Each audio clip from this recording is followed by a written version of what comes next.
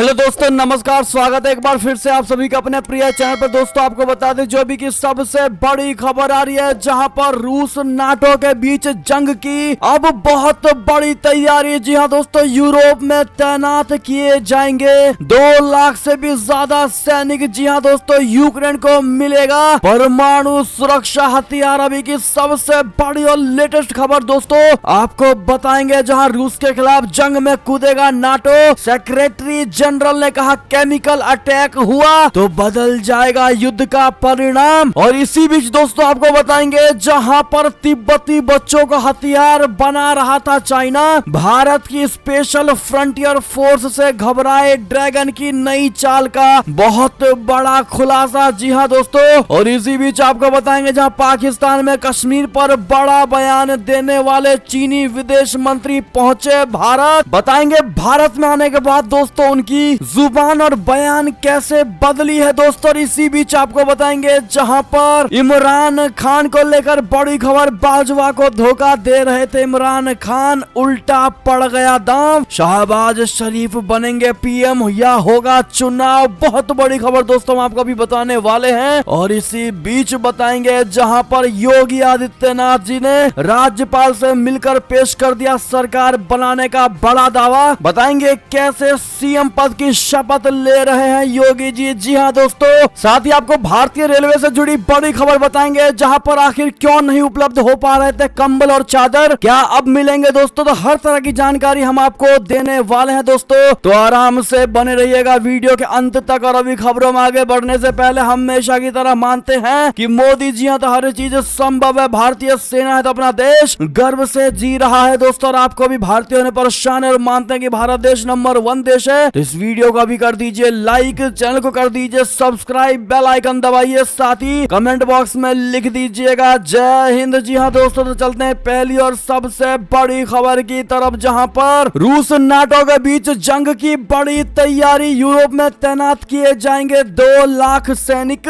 Ukraine को मिलेंगे परमाणु सुरक्षा हथियार। जी हां दोस्तों, अमेरिकी राष्ट्रपति जो बाइडेन ने गुरुवार को कहा है कि यूक्रेन पर रूस के अकारण और अनुचित आक्रमण की शुरुआत के 1 महीने बाद आज नाटो नेताओं ने ब्रसेल्स में मुलाकात की है। हम रूसी आक्रमण से लड़ने और उनके आत्मरक्षा के अधिकार को बनाए रखने के लिए सुरक्षा सहायता के साथ यूक्रेन का समर्थन करना जारी रखेंगे। अमेरिकी राष्ट्रपति जो बाइडेन और पश्चिमी सहयोगी देशों के नेताओं ने यूक्रेन में रूसी हमले को लेकर रूस के राष्ट्रपति व्लादिमीर पुतिन पर दबाव बढ़ाने के लिए गुरुवार को 3 सम्मेलनों में से पहला सम्मेलन प्रारंभ किया। इस दौरान यूक्रेन की मदद के लिए नाटो ने हाथ बढ़ाया है। इसी के तहत यूरोप में 2 लाख से ज्यादा सैनिकों को तैनात किया जाएगा। साथ ही नाटो यूक्रेन को परमाणु सुरक्षा हथियार भी देगा। जी हां दोस्तों, जो बाइडेन और उत्तर अटलांटिक संधि संगठन के अन्य नेताओं ने गठबंधन के मुख्यालय में मुलाकात की है, जहां उन्होंने अपने सम्मेलन से पहले एक सामूहिक तस्वीर खिंचवाई है। दोस्तों आपको बता दें कि सेक्रेटरी जनरल का बहुत बड़ा बयान है दोस्तों, केमिकल अटैक हुआ तो बदल जाएगा युद्ध का परिणाम। जी हां, नाटो के सेक्रेटरी जनरल जेंस स्टोलनबर्ग ने गुरुवार को कहा है कि रूस अमेरिका और उसके सहयोगियों पर आरोप लगाकर खुद यूक्रेन में रासायनिक हथियारों के इस्तेमाल की कोशिश कर सकता है रसिया। इससे पहले अमेरिकी राष्ट्रपति जो बाइडेन ने बुधवार को कहा था कि रूस द्वारा यूक्रेन के खिलाफ रासायनिक हथियारों का संभावित इस्तेमाल एक वास्तविक खतरा है। जी हां दोस्तों, नाटो सेक्रेटरी ने ब्रसेल्स में नाटो शिखर सम्मेलन के बाद संवाददाताओं से कहा कि हम आंशिक रूप से चिंतित हैं, क्योंकि हम तमाम तरह की बयानबाजी देख रहे हैं। हम देख रहे हैं कि रूस यूक्रेन, अमेरिका और नाटो सहयोगियों पर रासायनिक और जैविक हथियारों का इस्तेमाल करने की तैयारी का आरोप लगा रहा है, ताकि वो खुद इसकी आड़ में इन हथियारों का इस्तेमाल कर सके। उन्होंने कहा कि रासायनिक हथियारों के किसी भी इस्तेमाल के व्यापक परिणाम होंगे। जी हाँ दोस्तों, इसी बीच आपको बता दें, जहां पर बाल्टिक समुद्र से ब्लैक सागर तक नाटो के 8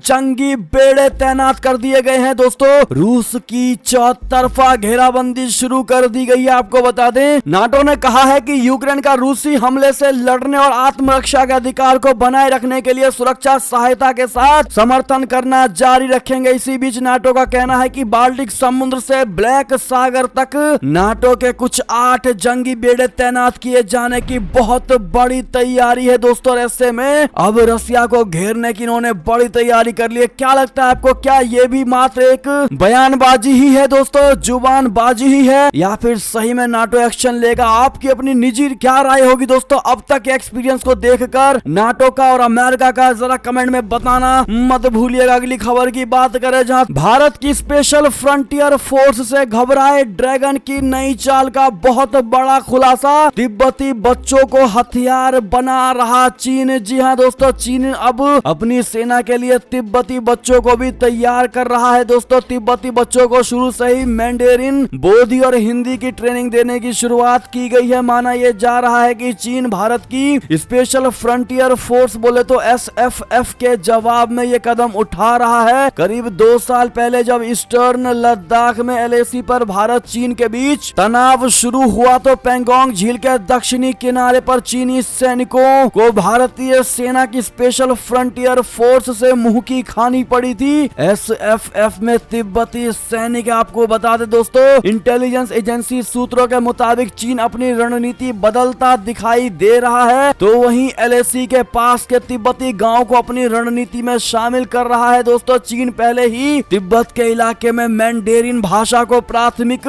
भाषा के तौर पर स्कूलों में लागू कर चुका है। अब चीनी सेना ने LAC पर लगने वाले नागरी प्रांत के 6 से 9 साल के करीब 120 बच्चों को बोर्डिंग में भेजने के लिए चुना है। इनमें लड़के लड़कियां दोनों शामिल हैं। इन्हें मैंडेरिन भाषा सिखाने के अलावा आगे की पढ़ाई के लिए बीजिंग भेजा जाएगा दोस्तों। आपको बता दें, जानकारों का साफ साफ कहना है कि ऐसा लगता है कि चीन भारत की स्पेशल फ्रंटियर फोर्स के जवाब में ये बड़ी कार्रवाई और बड़ा कदम उठा रहा है दोस्तों। ऐसे में आपकी क्या राय होगी? राय सुझाव जरूर दीजिएगा। अगर आप भी मानते हैं कि चीन के किसी भी कदम पर भारत को भरोसा नहीं करना चाहिए तो ये बात कमेंट में जरूर लिखिएगा दोस्तों, ताकि भारत सरकार इस पर एक्शन ले सके। अगली बड़ी खबर की बात करें, जहां पर पाकिस्तान में कश्मीर पर बड़ा बयान देने वाले चीनी विदेश मंत्री पहुंचे भारत। अजीत डोभाल से मुलाकात होना संभव। जी हां दोस्तों, बीते कुछ दिन पहले पाकिस्तान में कश्मीर को लेकर आपत्तिजनक बयान देने वाले चीन के विदेश मंत्री वांग यी भारत के दौरे पर दिल्ली पहुंच गए हैं। माना यह जा रहा है कि शुक्रवार को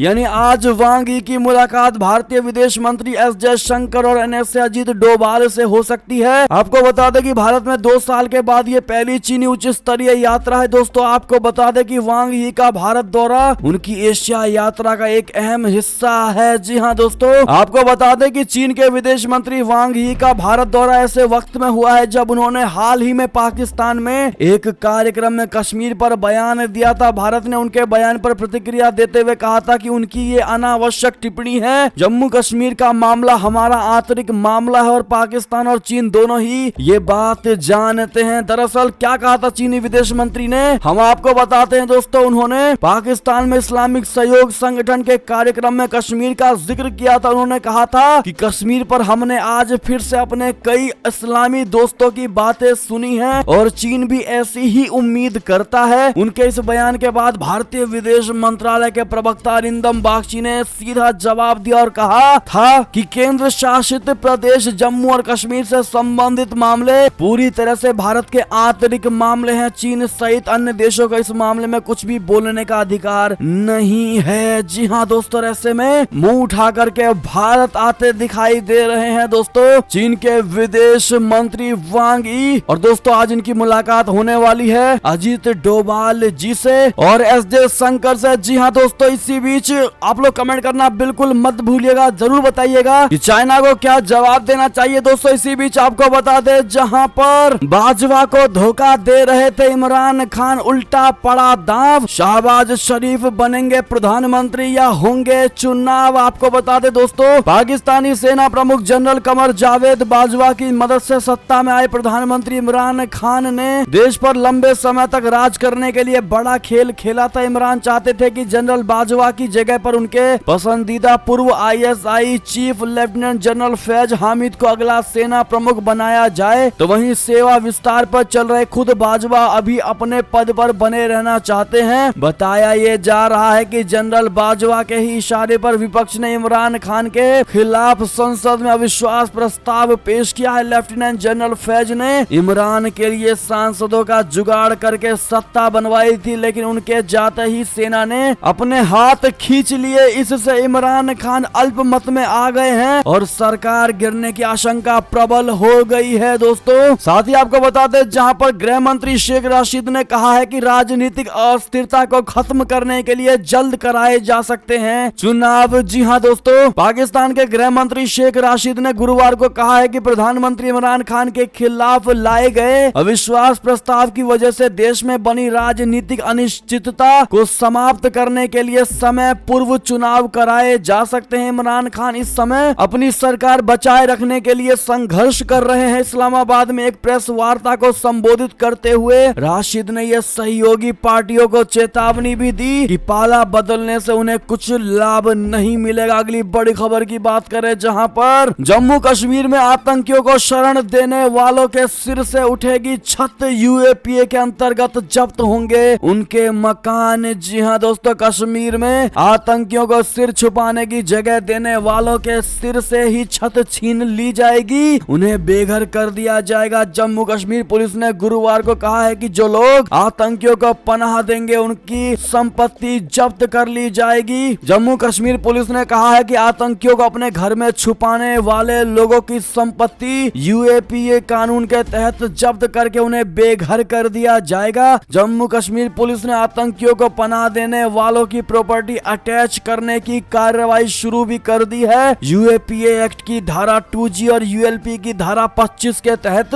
उन घरों को जब्त करना शुरू कर दिया गया है दोस्तों, जिनका इस्तेमाल आतंकवाद को बढ़ावा देने के लिए किया गया था। जम्मू कश्मीर पुलिस ने ट्विटर पर यह बहुत बड़ी जानकारी दी है। ऐसे में सेना द्वारा उठाए जा रहे इस कदम का क्या आप सराहना करेंगे दोस्तों? हाँ या ना में जवाब जरूर दीजिएगा। आपसे रिक्वेस्ट है दोस्तों, भारी मात्रा में कमेंट करिएगा। इस वीडियो को ज्यादा से ज्यादा अपने भाइयों और बहनों में शेयर करिए ताकि वो भी दोस्तों भारतीय सेनाओं के सपोर्ट में अपना बयान दे पाए। देखते हैं क्या कहती है भारत की जनता। बढ़ते अगली खबर की तरफ, जहां यूक्रेन के 1 लाख लोगों को शरण देगा अमेरिका, मानवीय सहायता भी भेजेगा। जी हां दोस्तों, रूस के हमले का सामना कर रहे यूक्रेन के 1 लाख लोगों को अमेरिका अपनी धरती पर जगह देगा। इन लोगों के लिए खाने पीने और छत का इंतजाम भी विशेष पैकेज के तहत किया जाएगा। व्हाइट हाउस की ओर से गुरुवार को कहा गया है कि संयुक्त राज्य अमेरिका रूस के हमले की वजह से देश छोड़ने को मजबूर हुए 1 लाख यूक्रेनियन और अन्य लोगों का स्वागत करने का प्लान कर रहा है, जिसकी हम आज घोषणा कर रहे हैं। जी हाँ दोस्तों, व्हाइट हाउस ने कहा है कि शरणार्थियों के लिए सभी कानूनी बातों को पूरा करते हुए उनको शरण दी जाएगी। साथ ही खाद्य असुरक्षा में को देखते हुए यूक्रेन में आने वाले महीनों में लोगों की मानवीय सहायता के लिए $1 बिलियन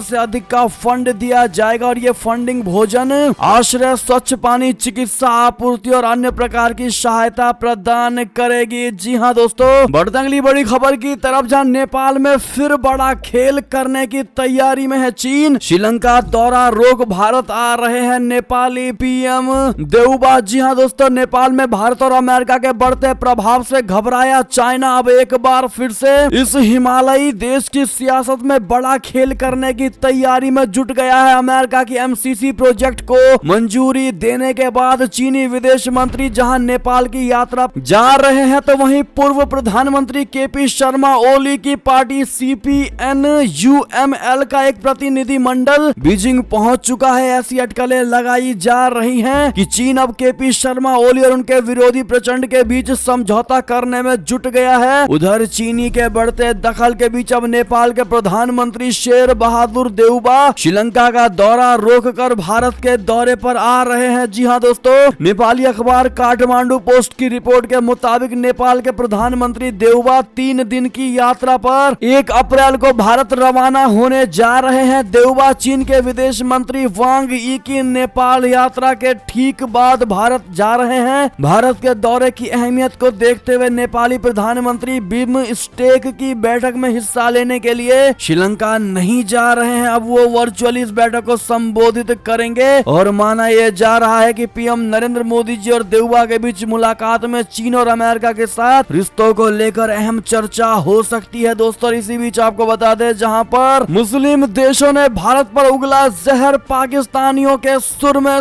मिलाया सुर। जी हाँ दोस्तों, कश्मीर हिजाब मिसाइल पर बड़ी बड़ी बातें। जी हाँ दोस्तों, पाकिस्तान की राजधानी इस्लामाबाद में मुस्लिम देशों के संगठन OIC ओआईसी के विदेश मंत्रियों की बैठक में भारत के खिलाफ जमकर जहर उगला गया है। चीन में उइगर मुस्लिमों के दमन पर चुप्पी साधने वाले ओआईसी के 46 सदस्य देशों के विदेश मंत्रियों ने अपने प्रस्ताव में कश्मीर, भारतीय स्कूलों में हिजाब बैन और मिसाइल दुर्घटना को लेकर भारत पर निशाना साधा। ओआईसी ने कश्मीर में आत्मनिर्णय के अधिकार को देने और भारतीय मुस्लिमों के साथ कथित भेदभाव को रोकने की मांग की है। यही नहीं, ओआईसी ने भारतीय मिसाइल दुर्घटना की पाकिस्तान के साथ मिलकर जांच करने की इमरान सरकार की मांग का समर्थन भी किया है। दोस्तों, आपको बता दें, ओआईसी ने पाकिस्तान का समर्थन करते हुए भारत से मांग की है कि कश्मीर में अनुच्छेद 370 को फिर से बहाल किया जाए। ओआईसी ने भारतीय मिसाइल के दुर्घटनावश चले जाने के मुद्दे पर भी पाकिस्तान के सुर में सुर मिलाया। ओआईसी ने कहा कि हम भारत से मांग करते हैं कि वो अंतर्राष्ट्रीय कानूनों और मानकों का पालन करे और इस पूरे मामले की पाकिस्तान के साथ मिलकर संयुक्त जांच करे। पाकिस्तान भी संयुक्त जांच की मांग कर रहा है, जिसे भारत ने खारिज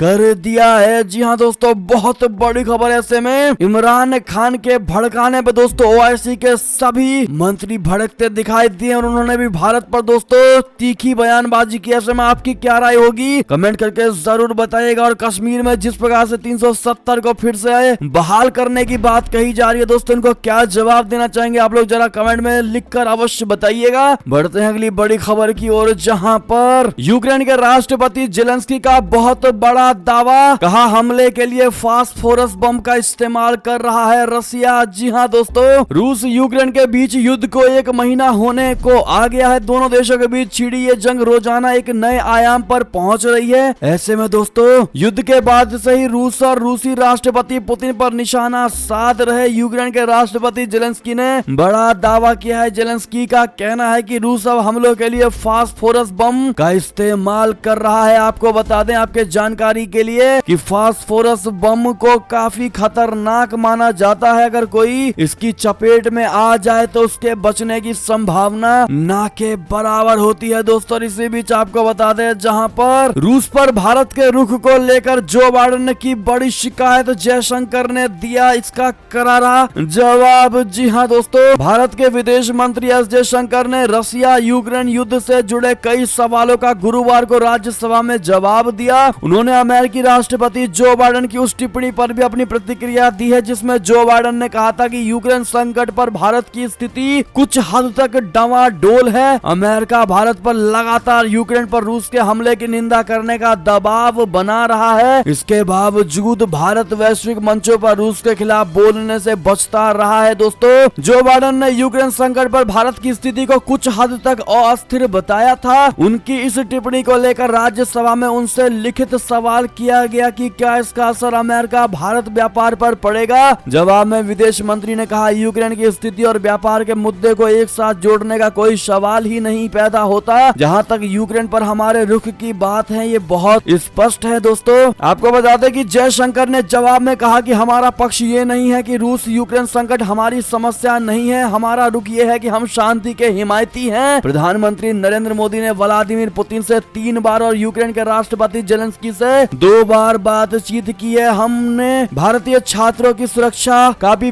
ख्याल रखा, उन्हें सुरक्षित वापस का मुद्दा उठाया। उस वक्त ये सबसे बड़ा मसला था, लेकिन उसके अलावा हम दोनों देशों के बीच तनाव कम करने को लेकर प्रयास कर रहे हैं। बाकी कौन देश हमारे बारे में क्या सोच रहा है, हमें उससे कोई लेना देना नहीं। अगर आप भी जयशंकर के सवाल और इनके जवाब से समर्थन करते हैं तो इस वीडियो को लाइक जरूर कर दीजिएगा। दोस्तों, अगली बड़ी खबर की बात करें, जहां पर योगी आदित्यनाथ जी ने राज्यपाल से मिलकर कल पेश किया सरकार बनाने का बड़ा दावा। आज शाम 4 बजे ले रहे हैं सीएम पद की शपथ। जी हाँ दोस्तों, विधायक दल का नेता चुने जाने के बाद योगी आदित्यनाथ जी ने लखनऊ राजभवन पहुंचकर यूपी में सरकार बनाने का दावा पेश किया। राजभवन पहुंचकर योगी आदित्यनाथ जी ने राज्यपाल आनंदीबेन पटेल से मुलाकात की और विधायकों का समर्थन पत्र सौंपा। योगी सरकार 2.0 का शपथ ग्रहण समारोह शुक्रवार शाम 4 बजे हो रहा है। दोस्तों, ये कार्यक्रम लखनऊ के इकाना स्टेडियम में हो रहा है। विधायक दल की बैठक में योगी आदित्यनाथ को सर्वसम्मति से विधायक दल का नेता चुन लिया गया है, जिसके बाद योगी आदित्यनाथ जी राजभवन पहुंचे हैं। जी हाँ दोस्तों,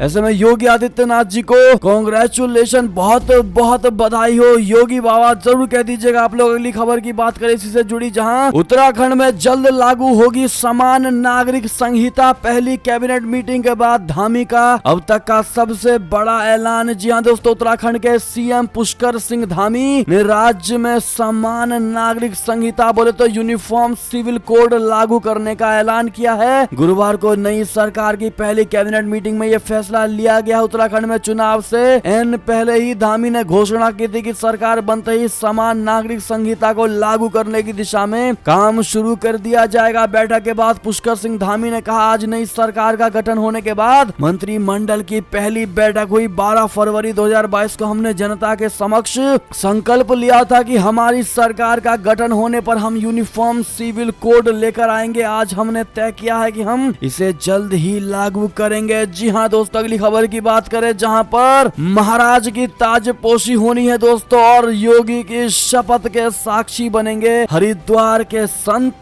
चार्टर्ड प्लेन से लखनऊ के लिए होंगे रवाना। जी हाँ दोस्तों, उत्तर प्रदेश के मुख्यमंत्री योगी आदित्यनाथ के शपथ ग्रहण समारोह के हरिद्वार के संत साक्षी बन रहे हैं दोस्तों। शुक्रवार को लखनऊ में होने वाले समारोह के लिए हरिद्वार के संत सुबह जॉली ग्रांट से चार्टर प्लेन से लखनऊ के लिए रवाना हुए हैं। यूपी में योगी आदित्यनाथ दूसरी बार बतौर मुख्यमंत्री सत्ता संभालने जा रहे हैं, और ऐसे में उनको आशीर्वाद देने के लिए और उनके इस मुख्यमंत्री पद का साक्षी बनने के लिए दोस्तों हरिद्वार से सभी संत चार्टर प्लेन के थ्रू लखनऊ पहुंच रहे हैं। ऐसे में आपकी क्या राय होगी, जवाब जरूर दीजिएगा। अगली खबर की बात करें, जहां पर राष्ट्रपति रामनाथ कोविंद ने की है गुजरात मॉडल की तारीफ, कहा इसे कहीं भी लागू कर सकते हैं। जी हाँ दोस्तों, गुजरात के विकास मॉडल की तारीफ करते हुए राष्ट्रपति रामनाथ कोविंद ने कहा है कि इसे देश के किसी भी हिस्से में लागू किया जा सकता है। गुरुवार को विधानसभा में अपने संबोधन में राष्ट्रपति ने कहा कि राज्य के लोगों ने सूबे के विकास में अहम योगदान दिया है। इसके अलावा इसी राज्य से निकले सरदार पटेल और महात्मा गांधी ने पूरे देश को विकास के लिए प्रेरित किया है। राष्ट्रपति ने कहा कि बीते कुछ सालों में जिस तरह से गुजरात मॉडल पर काम हुआ है, उससे ऐसा लगता है कि इसे देश के किसी भी हिस्से और किसी भी राज्य में लागू किया जा सकता है। राज्य की विधानसभा में ये किसी भी राष्ट्रपति का पहला संबोधन था। ऐसे में गुजरात मॉडल कितने भाई और बहनों को पसंद है, कमेंट में जरूर बताइएगा दोस्तों। और आप लोग कहां के निवासी हैं बताना बिल्कुल मत भूलिएगा, कहां से इस वीडियो को देख रहे हैं। अगली बड़ी खबर की बात करें, जहां पर सीएम भगवंत मान ने प्रधानमंत्री मोदी जी से मांगा 1 लाख करोड़ का स्पेशल पैकेज। कहा राष्ट्रीय सुरक्षा बनाए रखने के लिए भी केंद्र के समर्थन की है जरूरत। जी हाँ दोस्तों, प्रधानमंत्री नरेंद्र मोदी जी के साथ गुरुवार को दिल्ली में बैठक करने के बाद पंजाब के मुख्यमंत्री भगवंत मान ने कहा है कि हमें राष्ट्रीय सुरक्षा बनाए रखने के लिए केंद्र के समर्थन की जरूरत है। पंजाब की आर्थिक स्थिति बदहाल है। हमने राज्य की वित्तीय स्थिति में सुधार के लिए 2 साल के लिए हर साल 50,000 करोड़ रुपए के पैकेज की मांग की है। प्रधानमंत्री नरेंद्र मोदी जी से मुलाकात के बाद अब भगवंत मान दिल्ली के मुख्यमंत्री अरविंद केजरीवाल से मुलाकात कर रहे हैं। अगली बड़ी खबर की बात करें दोस्तों, जहां पर दिल्ली से वाराणसी सिर्फ 4 घंटे में हर 22 मिनट में मिलेंगी बुलेट ट्रेन। जी हाँ दोस्तों,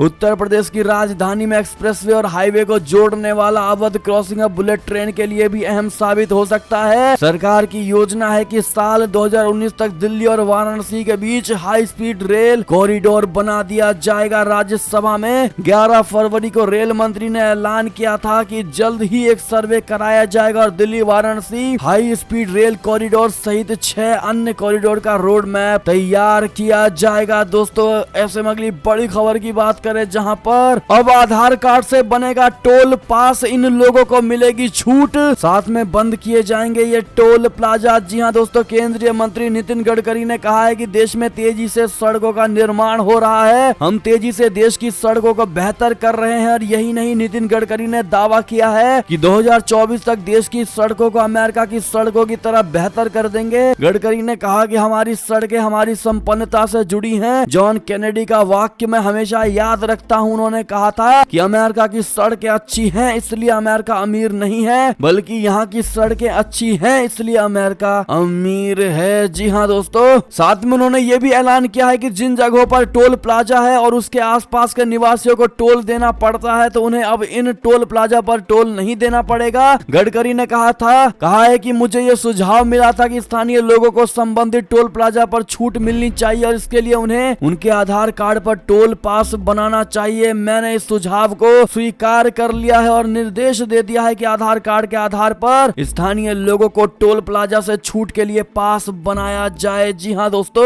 इसी बीच आपको बता दें, जहां पर भारतीय रेलवे का बयान सभी ट्रेनों को क्यों नहीं उपलब्ध हो पा रहे कंबल और चादर, सरकार ने बताई इसकी असली वजह। भारतीय रेलवे ने भले ही सफर के दौरान यात्रियों को कंबल और चादर उपलब्ध कराने की घोषणा भले ही कर दी हो, लेकिन अभी भी ट्रेन में यात्रियों को यह सुविधा मुहैया नहीं हो पा रही। आए दिन रेल यात्री इसकी शिकायत रेलवे स्टेशन पर अधिकारियों से करते नजर आ रहे हैं। लोगों की परेशानी को देखते हुए रेलवे ने एक स्पष्टीकरण जारी कर दिया है। दोस्तों, रेलवे का कहना है कि लीनन, बेड शीट, कंबल आदि की आपूर्ति तय तारीख से फिर शुरू कर दी जाएगी। तारीख 21 मार्च के बाद, यानी जो बीत चुका है दोस्तों, यानी अब सुविधाएं शुरू कर दी जा रही हैं और एकदम से सारी ट्रेनों में नहीं होंगी दोस्तों। धीरे धीरे हर ट्रेनों में एक एक करके अब कंबल की सुविधा दे दी जाएगी, क्योंकि कोविड की वजह से मशीनें बंद थी और उनको फिर स्टार्ट करने में समय लग रहा है। और ऐसे में ये थी अब तक की सारी बड़ी खबरें। आपको हमारी खबर कैसी लगी? आशा करता हूँ दोस्तों बहुत अच्छी लगी होगी। अगर थोड़ी भी अच्छी लगी है तो इस वीडियो को